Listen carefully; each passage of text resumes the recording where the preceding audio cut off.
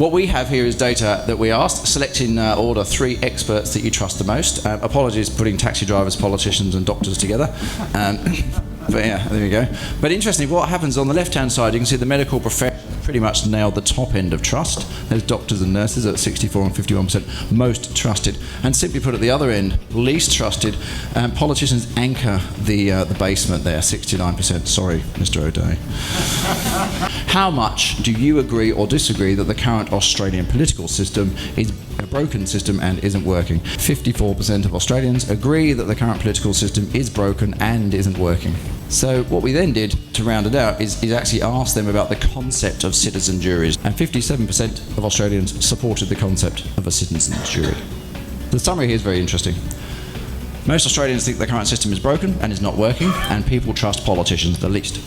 And 71% of people want everyday people to play a bigger part in government decisions. 57% support citizen juries. But perhaps most importantly, support for citizen juries is almost as strong amongst those who believe the system is broken as those who currently think it's the best system there is.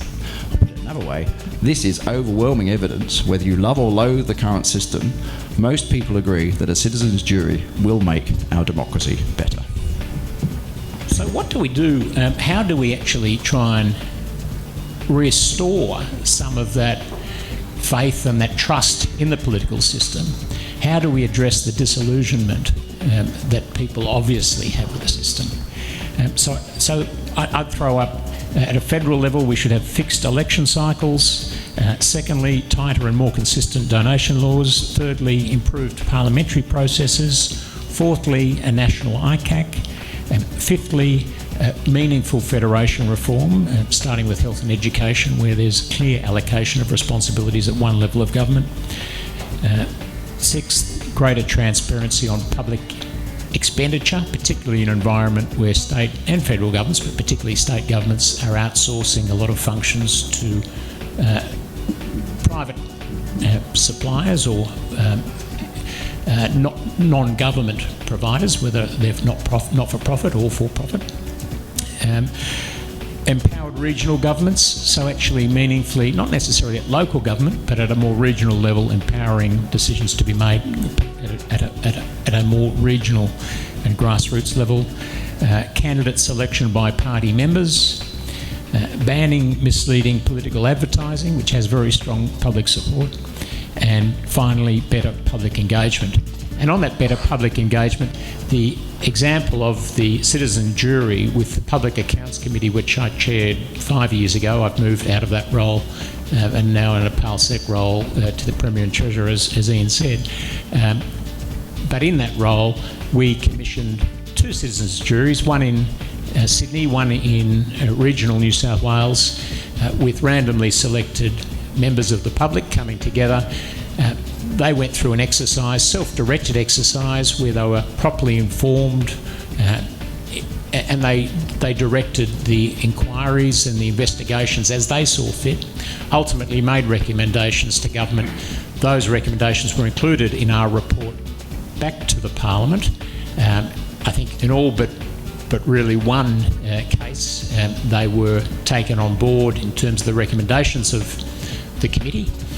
That gave not only the substance of the committee's report, I think, a better quality, but it also gave the whole report much more credibility in the sense that it had been tested with real people in a fair and objective and balanced way.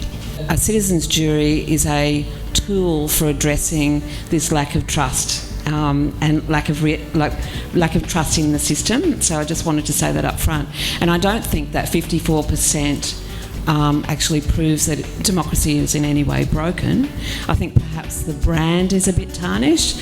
And one of the things I loved about your research was, this kind of uncovering of this multiplicity of issues that people are facing with. And in a way, from the kind of work that I do, it's almost like the wallpaper of our lives are screaming at us.